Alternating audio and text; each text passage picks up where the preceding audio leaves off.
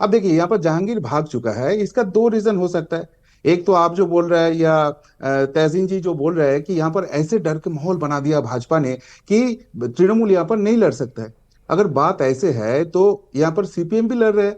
CPM openly बोल रहा है कि थैंक यू भाजपा गवर्नमेंट, आप लोग आए, यहाँ बिल्कुल। पर लोकतंत्र का प्रतिष्ठा हुआ, इसलिए हम लोग चुनाव प्रचार में आ रहे हैं 10 साल बाद।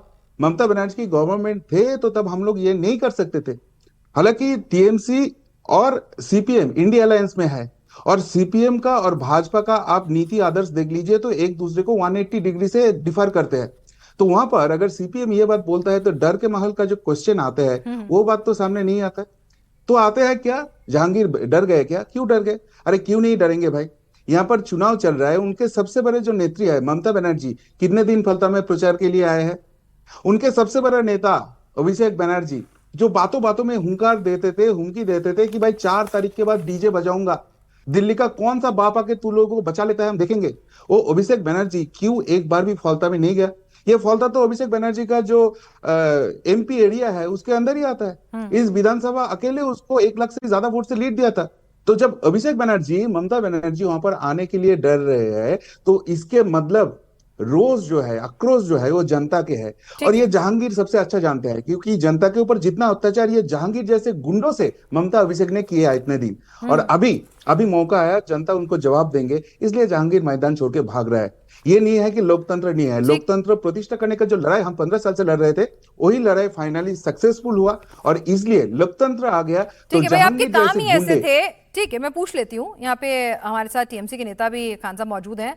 सर, आपके काम ही ऐसे थे एहतशाम उल हक साहब के, अब आपको डर के दुबक के घर में बैठना पड़ रहा है क्योंकि जनता का डर आपसे खत्म हो चुका है, आपके गुंडों की पावर खत्म हो चुकी है, या तो वो जेल के अंदर है या फिर भागते फिर रहे हैं।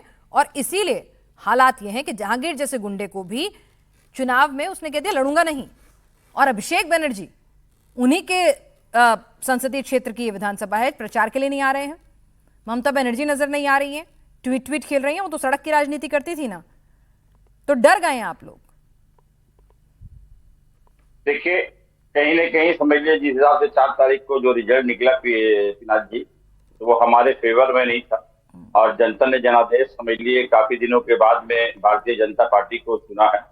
तो जाहिर है कि जिस टाइम जहांगीर भाई जो जिस हिसाब से वो विड्रॉ किए हैं अपनी विधानसभा को, उनके पीछे में कोई नहीं है, ये तो बात सच है। तो क्यों और नहीं है, यही तो पूछ ये रहे हैं सर, क्यों नहीं है? दीदी तो अब सड़क की अब राजनीति करने देखिए, वाली फाइटर नेता के तौर अब पर उनका ये सम्मान बात और इज्जत है ना। अब उन्हें क्या देखिए, डर है ये भाई? बात चलिए, क्या जो है। अगर आप लोग आरोप लगा रहे हैं कि बीजेपी ने धांधली की है चुनाव के अंदर, गड़बड़ किया है, इलेक्शन कमीशन ने भी गलत किया है, तो फिर जनता से क्या डरना? जनता के बीच आए, जनता थोड़ी उन्हें हूट करेगी, नहीं वो तो उनका स्वागत करेगी। नहीं, जहांगीर खान ने साफ लफ्ज में कहा कि जनता के भलाई के लिए हम यहाँ पर से हम अपना नाम वापस ले रहे हैं। और शुभेंदु अधिकारी जो मुख्यमंत्री जी हैं, उन्होंने कहा कि वो इस सुन लिया इलाके मैंने सर, फालता मैं कह को रही हूँ हम कि ममता स्पेशल बनर्जी समझिए जनता के बीच में सील क्यों नहीं करेंगे। आई? अभिषेक बनर्जी जनता के बीच में प्रचार करने क्यों नहीं आए? हार जाते चुनाव कोई बात नहीं, तब भी एक सार्थक भूमिका निभा सकते थे, प्रचार करने तो आते ना। अब तो ऐसा लग रहा है आप डर के मारे घर में दुबक के बैठ गए हैं। जनता से ही डर लग रहा है आपको, जनता के बीच में जाने से डर लग रहा है कि बहुत दबा के सरप्रेस करके रखा था, अब अगर सड़क में निकलेंगे तो हूटिंग होगी, जनता आलोचना करेगी, जनता मुर्दाबाद के नारे लगाएगी। क्या ऐसा डर है क्या? देखिए, जनता लोकतंत्र में समझिए जनादेश देती है और जनता ही जनार्दन होती है। हम्म। और जनता सर्वोपरि है पिनाज जी, ये बात इस पे ये बात हम आप मान रहे कहना हैं, दीदी चाहते ने हैं। तो मानी नहीं, उन्होंने तो इस्तीफा भी नहीं दिया, उन्होंने कहा मैं तो हारी सारे नहीं हूं। लोग सारे लोग लोकतंत्र में जनता जनादेश देती है। और जनता इस बार जिस हिसाब से जनादेश भारतीय जनता पार्टी के ऊपर भरोसा किए, हमें समझ लिए विपक्ष में बैठाया है, तो मैं जनता के इस फैसले का स्वागत करता हूं। और देखिए, कहीं न कहीं कुछ हमारे बीच में कमी रही है, इस वजह कर हमारी जनता जो है हमें समझ लिए कि इस बार हमें मौका नहीं दिया, और हमें मौका मतलब हमें विपक्ष में बैठाया है। जरूर कुछ न कुछ हमारी गलतियां, हमारी खामियां हैं, उस पर हम समझ लिए चलिए, मंथन अच्छा करेंगे, लगा उस पर सुन हम के कि समझ लिए आपने अपनी गलती और खामी तो मानी। तुरंत। दीदी तो इस्तीफा भी नहीं दे रही है, कह रही चुनाव तो हारी नहीं हूं।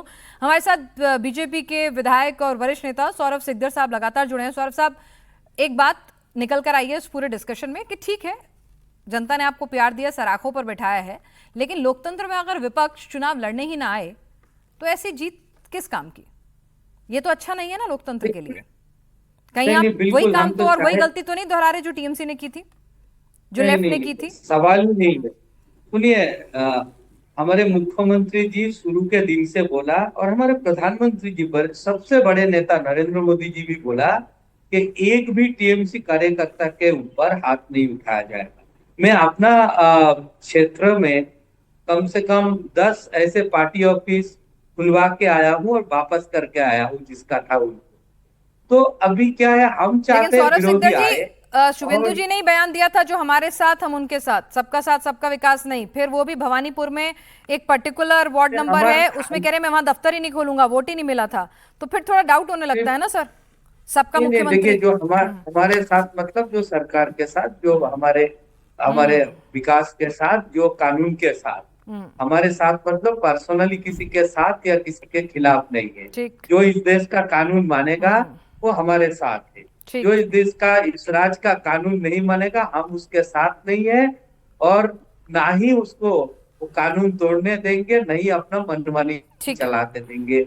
इतने दिन पश्चिम बंगाल में एक दूसरा कानून चलता था। एक संप्रदाय का जो लोग है उसको हेलमेट पहनने का जरूरत नहीं था। क्यों भाई, ट्रैफिक आइन आपके लिए अलग था क्या इतने दिन? तो इसीलिए उसको भी हेलमेट पहनना पड़ेगा।